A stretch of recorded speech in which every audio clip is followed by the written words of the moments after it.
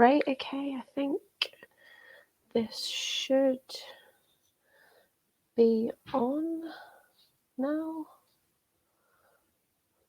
Yep, here we go. So we are live on the first MCRealLifeChat podcast. So I'm just coming on today to briefly explain what I'm going to be doing in my podcast and future things that we're going to be doing as well. Hi everybody. So welcome to the MC Real Life Chat podcast. I am just starting off, so I will be honest, I'm a little bit nervous. But where this is going to be going in the future is it's going to be covering loads of different real life topics that nobody really speaks about or nobody feels like they can speak about to other people. I've also managed to get in touch with some guests as well, so I'll be explaining a little bit more about that when it comes to the end, so you know what's going to be happening over the next couple of weeks.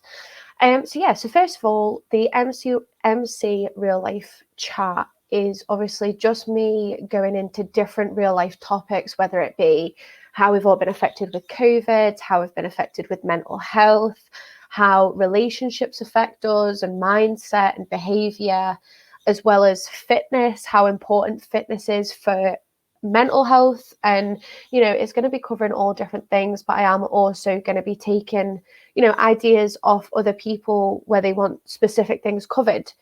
So for me, obviously, mental health has been a big thing ever since I was about 16. And I know a lot of people struggle with mental health daily, and, you know, there's so much stigma behind mental health, and, you know, we need to really eradicate that. So as I say, I have got a guest coming on next Thursday at 5:00. Her name is Michelle Dickinson.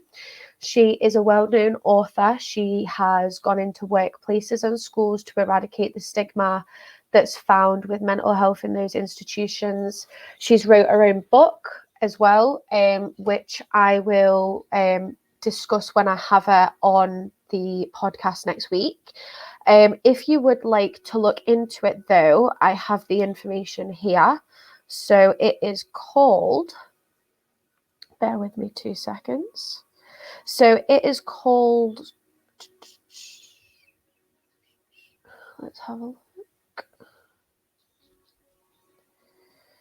So I have all of these different things open this morning because I had to send Michelle all the questions that I had and things like that. So let's have a look. So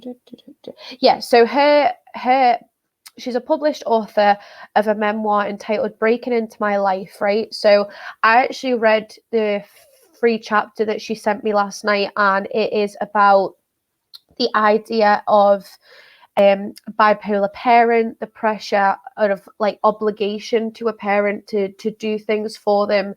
And you know, when I did read that, I was like, you know, a lot of things happen behind closed doors. Nobody really knows what's happening to somebody. Some of her information, again, I will cover next Thursday when she is on the podcast. But she also has been let's have a look. So she's right. So she basically has covered so many different things. She's worked with HR and company leaders. She spoke to wellness leaders, employees, entrepreneurs, educators, first responders. She is a very passionate mental health advocate. So how I actually found her yesterday was I was obviously hoping that this podcast will be successful to a lot of different people. Whether it helps them, you know, learn how to cope with mental health or to actually know that they're not on their own, which I think is a big thing when it comes to mental health. So I simply just emailed Michelle and said, listen, I'm starting up. Mental health is really, really close to my heart with losing friends through suicide and things like that. And she was more than happy to come on, which I am really, really excited for. So last night was extremely busy because I had to write up all of my questions for her. Arrange a time because she is in America, so I had to arrange all of that yesterday. I've emailed a couple more guests, so what I'm hoping to do is next Thursday at 5:00 our time, because I had to work around her. We have Michelle coming on for an hour, so I have a few questions written up, but the what I'm also going to ask is, now that I'm kind of telling people that I have a guest coming on and she's a mental health advocate and she does all these different things, I'm hoping that people will send me some questions, whether it be before the podcast or during the podcast. Either way works fine, because I'll be able to see the comments. So I'm looking at that first. And as I say, the stigmatism within workplaces and things. The next one that I want to kind of concentrate on is relationships. And I think me just coming out of a relationship, you know, me like going back into that single life and realizing, you know, there's a lot of things that you forget that you have to go through when you're in a relationship, because you're so caught in this bubble that you forget about everything else. And I think it's really important that I cover how relationships can change us, can change our behavior. And, you know, when that person isn't there anymore, feeling like you've completely lost who you were in that time of you being together. So I have emailed another guest who works on mindset and behavior within relationships. So I'm awaiting that coming back. Another one that I want to concentrate on is finance. Again, I don't know if a lot of people know this, but with COVID, like a lot of people, I had a very, very bad spending problem. Unfortunately, I couldn't really keep my money in my pocket. So every time I was getting paid, I would spend a fortune on different things. I would rack up a credit card, and then it would be this constant cycle of I'd get paid, I'd pay my credit card, I'd have no money left. So I'd spend on my credit card again, and then I'd get paid and I would clear my credit card. And it just kept going and going and going until I actually sat down at one point, because this was kind of really what caused my relationship to end, was me being so materialistic. I would say I got to the point that if I didn't have a package coming through that door, I would be extremely depressed. And the minute that I knew that there was a package coming through, I got euphoric over it. Like I would wait for this package, I would open it, and every single time it felt like Christmas, right? So it was a really, really unhealthy pattern that I was in. And when I sat down and actually looked through everything that I had spent since COVID started, it was a good 10 grand, which I think is very, very scary when I look at the stuff that I now have in my room, and I'm like, where has that 10 grand gone? Because unfortunately, when my relationship ended, I had no money to get my own place, you know, so I'm back at home, which is absolutely fine. But when you sit back and go, I spent 10 grand in about a year on things that I really didn't need. And then you get to this point and you're like, that could have easily been a deposit to get my own house, and I wouldn't be in this situation at all. So I think something that's really kind of important to me, and I am learning it myself. I'm still not 100% there. So this is not a podcast to go, you need to do this and you need to do that, because there's no easy fix with any of this. It's all about learning. So I think I'm still personally learning about, you know, looking at the bigger picture, you know, yes, everybody's like, oh, mindfulness, you've got to think of just the here and the now. You can't think about the future, which is fine. And that's right, because if you're anything like me, I overthink absolutely everything. So when it comes to the future, I'm like, oh my God, what am I going to do? Who am I going to be with? Am I going to be married? Am I going to have kids? What career am I going to have? And it starts this cycle of, you know, oh my God, like, am I going to be a failure? And I think that part of mindfulness is really important. But at the same time, you need to learn how to look at the bigger picture with certain things. You know, if I had thought a year ago about my spending and gone, right, okay, do I need this? No. What could I do with this money? Or I could have a deposit for a house. It probably wouldn't have changed because I'm me. But I mean, it would have definitely triggered something. Do you know what I mean? To sit back and go, right, okay, enough is enough. I had, you know, I say that I was a really bad spender. I didn't get myself physically into debt, right? I'm not sat here in debt. However, I'm sat here with no money in the bank, really. And when I say no money in the bank, I mean no savings, nothing to cover me if anything happens, which with adulthood, there is a lot of stuff that can happen. You know, I have my own car, so my car could break. I have no money to pay for it. Then I would have no way.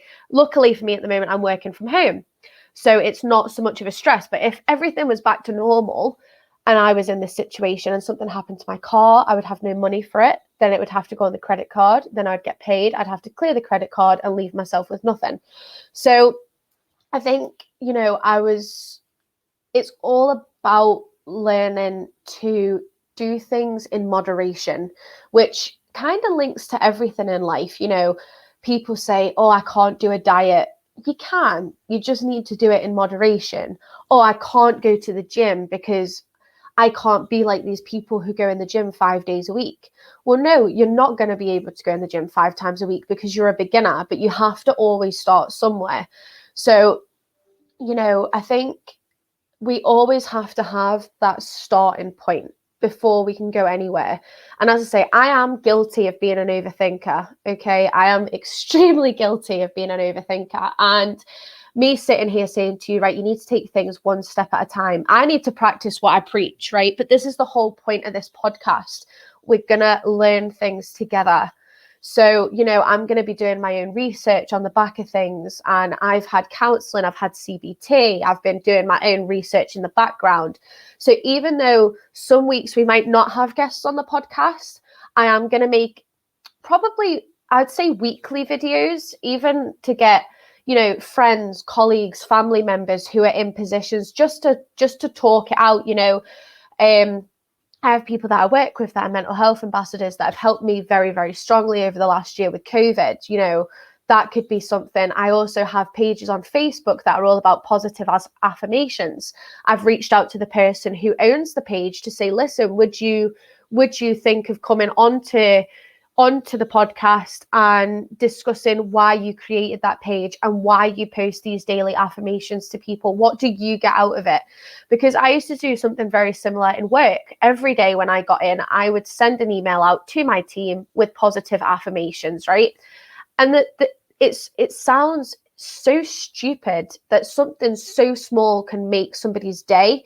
I was really surprised because I did have to go off sick last year due to mental health for a little while. And the amount of people that when I came back said, oh, we've not been having the positive affirmations every day. And it really did help. And it would just really be something, to kind of wake you up. Do you know what I mean? Like I personally work in a contact center, so I deal with customers every day. So, because I am such an emotional person, I take everything on the chin. And, I will try and always go above and beyond what's expected to make sure that they get what they need, which sometimes is impossible to do. All right, let's be honest. Sometimes it is impossible to do. And what would happen is when I finished work, I would take that and I would sit there, even though I'd finished work, and I would go, I could have done something for this person. I could have helped them more. But in a case you can't always help everyone. And I think for me, like I was in this horrible pattern that I would wake up, and waking up, by the way, is a huge achievement. Actually physically getting yourself out of bed is an achievement. I never really looked at those things until one of my mental health ambassadors at work said to me, do me a favor, every single day, write down a somewhat of a to-do list, right?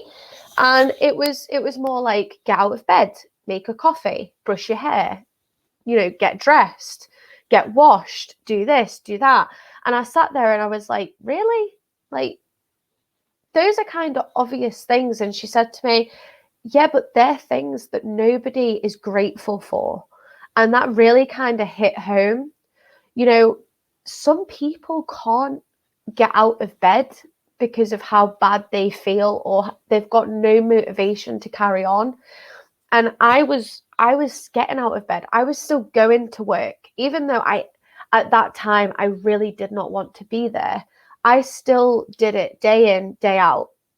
And, I used to have this specific picture on my computer desktop. Every single morning, I would get up and I would put this picture on my desktop. And it was just saying, today will be a good day, right? And every time I had a bad call, I would load that picture up and I would say to myself, and I would repeat it several times throughout the day, today will be a good day. And it eradicates all of that negativity of what's happening at that moment. You know, I'm not going to sit here and say that I'm a complete ray of sunshine now. Like it's not like that. And I think what we need to kind of realize is when it comes to mental health, it is somewhat of, I would say, kind of a disease. Not the fact that, you know, we are diseased having mental health. What I mean by that is when diseases happen, there isn't always a cure. There's a way of learning to cope with it, but you can't get rid of it completely. And oh, hi Ebony, I just seen the comment, by the way. I've been rambling on, so hello. So I think, you know, there's a lot of pressure on people, and I've felt it myself, that you need to get better. You need to get rid of this. You know, people expect it to just disappear, right? It's not going to happen, right? Unless you can completely change your life around, which, to be fair, is pretty impossible. And you would have to also change yourself. Let's have it. Morning, Kerry.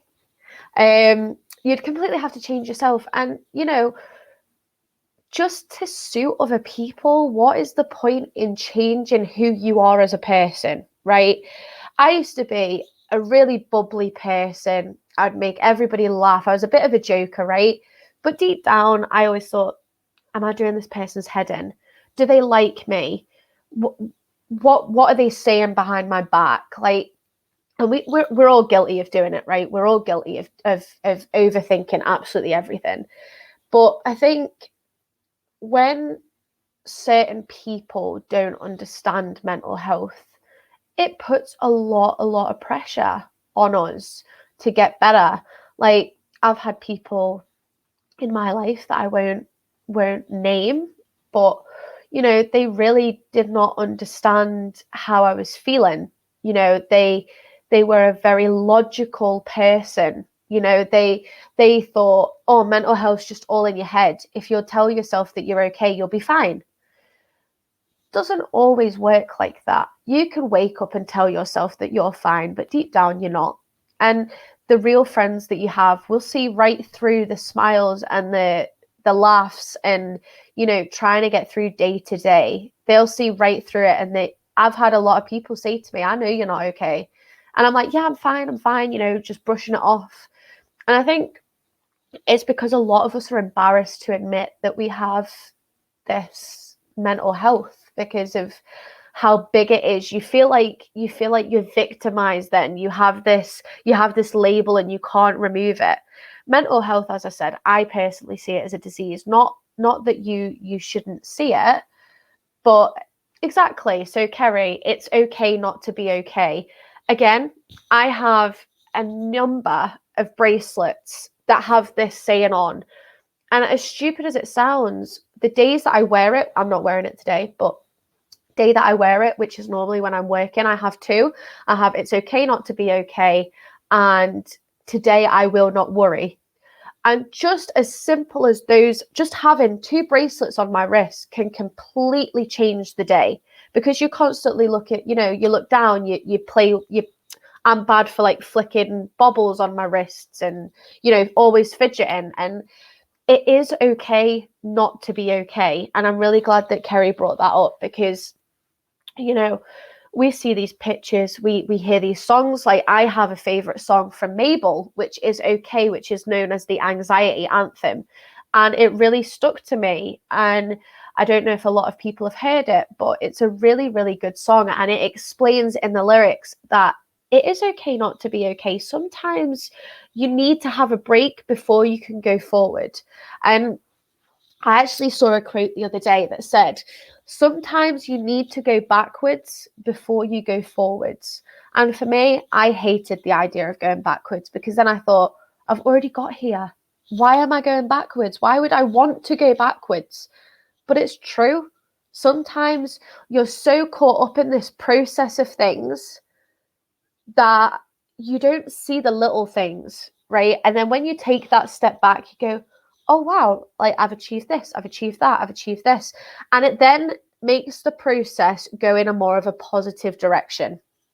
So I really kind of do hope that this podcast helps a lot of people. It's not one of those really formal podcasts. I'm just going to say what I want to say.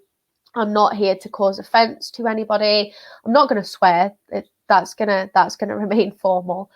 But I just think, for me personally, just coming out of a relationship and finding myself again, the podcast will be a good thing. Like, it will give me something to research and something to help other people. Like, most of my friends will know that I'm more of a helper. So I can tell somebody to do something that would probably benefit me, but I would never do it because I'm stubborn. But I enjoy helping people, and I will always be like that. So if this podcast helps only one person or two people or no one, it doesn't matter, because for me, it's helping me cope. It's helping me get through things.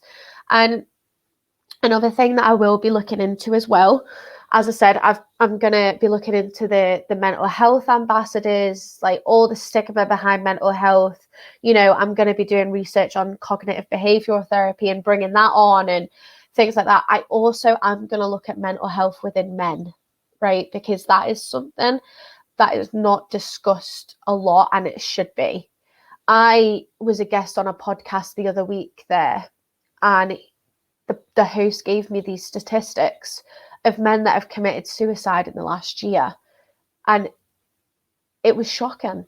It was shocking. And you know what? It's because society puts this pressure on a man that he needs to be this masculine, macho man. He can't have problems. He can't cry, which then means that they don't speak to anyone. And, I've seen a number of things on my Facebook, not just over the last year with COVID. Obviously, it has got a lot harder, but over me having Facebook, I have seen a lot of lovely people, men, women, committing suicide, and nobody even knew how they were feeling. And most of the time it's men, right? I've lost a friend of my own last year to suicide that none of us really knew what was happening, and that hit home. But with men, I really want to get it out there that you don't have to be a macho man. You don't have to be this masculine person. As Kerry put there, it's okay not to be okay, and you need to reach out if you feel like you're not doing okay, because there's a lot of people that love you. And when we don't know what's going on, we can't help. And I understand that when you're that low in life, you don't want help. You just want it all to disappear. And I get it, because I've been there, right? A couple of times. I'm going to try not to cry because I've done my makeup. But, feeling like there's no escape is a horrific feeling, right? You feel like your family would be better off without you, and you feel like you have no value in life. But everybody has value in their own way, and everybody is loved by somebody. And the fact is, people can help. You just need to be willing to trust. And that is another topic that I will be covering. I'm going to be covering so many topics. I'm just rambling on about a few that I've had ideas about. I've literally got a notebook full of ideas, full of topics, full of research. As I say, I'm messaging loads of different clinicians as well, and people to come on here. And as I say, I've got Michelle Dickinson coming next Thursday at 5 o'clock, which I'm excited for. I'm really, really glad that she accepted it, and I think it will be really, really good, to discuss what she's achieved, because she herself has gone through depression, as many of us have, and she came out the other end. And it's not to say that she cured it, it's to say that she made her way through, which personally, I think getting through something is better than getting over it, because getting through something, you have to work to get through it on a daily basis. If you cure it, yes, you've done what you've had to do, but it's now gone. If you have to work through something every single day just to get by in life, that is a strength that no one can take away, right? And I'm not going to ramble on much longer. This one's just going to be 30 minutes, so there's 5 more minutes on this. But next Thursday is going to be an hour with Michelle. So please, if you do have any questions, even her book is on Amazon as well. I looked at it last night. It's like £10, I think. I think also you can search her name in Google and it shows you a free chapter of the book, which is what I read last night. But yeah, I think she is going to be really good for this. And it's something that I can learn as well, because I know that stigma is in workplace and in schools. And if I can learn about what she's done to help those institutions remove that stigma, then maybe I can help other people, and any topics that anybody feels like they want to be discussed, even anonymously, just send my MCRealLifeChat page a message, because it comes through to me. It can be completely anonymous, but if you have a topic or you have something that you want to be discussed. So for example, another one that I actually spoke to my mum about last night was to look at disabilities that aren't visual. So fibromyalgia, anxiety, depression, arthritis, all of those different things. I want to also look at endometrioma. I just want to cover absolutely everything. And, there's a lot of judgment when it comes to disability. People look at you, you're not disabled, you don't look disabled. That shouldn't happen. There should be no judgment. So I think if you do have any topics that you want me to research or to look into, then as I say, send the page a message. I'll pick it up. I'll do as much research as I can. I'll confirm with you if I've got the right information. And, even if you want to stay anonymous, but you have a story that you want to be on here, definitely send it to me, and I can discuss it, and we can just do this together, as a big family. So yeah, so I know I'm just starting off, so I'm not expecting to have thousands and thousands and thousands of viewers, but I'm glad that, even one, if one person can learn from this, then that's all I want. What I will ask might be a bit cheeky, but what I will ask is if everybody could maybe invite some friends to the page, just to make it that little bit bigger. So if you know somebody that's struggling, and this would help, please invite them, and just let them know that I'm not a judgmental person. I'm not horrible. If they've got something that they want to discuss, I'll try and help as much as I can. I'll look at bringing guests as well, if that's going to suit people. So as I say, I'm already looking at guests myself, but if you have a topic that you want to, discuss, and you want some professional advice, just let me know the topic. I have a web page of people that I can ask to come on, and if that helps, then that's fine. And yeah, so I just want to thank the people that came on this morning. What I would say is, if you do actually watch this back after the live, if you could actually just put #rewatch on the comment section, and let me know what you think. But apart from that, I'm gonna love you and leave yous. I hope you all have an amazing day, and remember, as Kerry said, it's okay not to be okay. We'll get through this together. And apart from that, today will be a good day. You just need to tell yourself it. And even if you feel like rubbish, or you feel like today's just not your day, don't put pressure on yourself. Just take it as a day to just chill out, watch TV, binge eat. Like I always binge eat when I feel horrible, or even if you're not like me, go for a walk, put your headphones in, have your own time if you feel like you need it, but don't feel pressure to get better straight away, because it's not going to happen, and you're going to end up putting yourself in a deeper hole, right? So yeah, so I'm going to love you and leave you. As I say, any messages, any ideas, just message the page. I do have a YouTube channel as well that I'll be uploading the live to after this. What I'll do is I will actually, I think my YouTube channel is already on the on my page link. So if you could just, even, you don't have to, if you've already watched the video or if you rewatch the video, that's fine. You can choose YouTube or Facebook, but please, if you could give me a subscribe on YouTube, just so I can build both channels up and more people can see it. Hi, Chloe. I'm actually just finishing off now, Chloe, but as I say, the video is going to be on Facebook and I'm going to upload it to YouTube. But thank you everybody for coming. I know it's a Sunday morning, you know, we've all got stuff to do, whether it's housework or maybe just to chill out. There's no pressure. But yeah, so I hope to see you all on Thursday. 5 o'clock is when I'm with Michelle Dickinson. I'll be introducing her, asking her a couple of questions about what she's done. Definitely, if you have any questions, because she is a mental health advocate, I'll put some information on the event as well, just to say the kind of things that she does.